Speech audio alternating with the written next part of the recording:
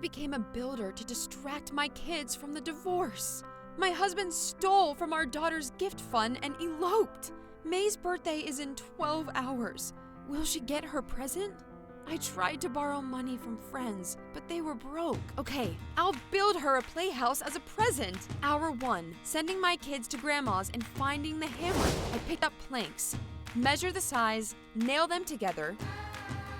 Hour 3, building is harder than I thought. My hands are battered, and I haven't even made the frame. I hammered the last nail.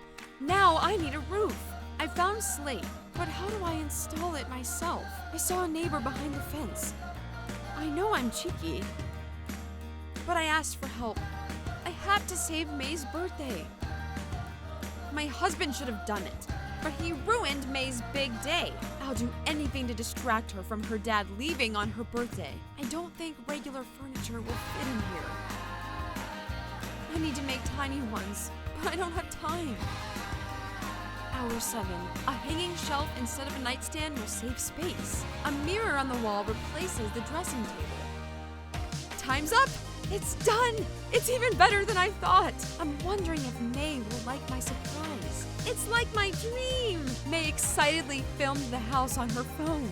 You should start your own beauty blog, I suggested. May agreed, and we created an account for her. May quickly became popular. Not every girl has a salon.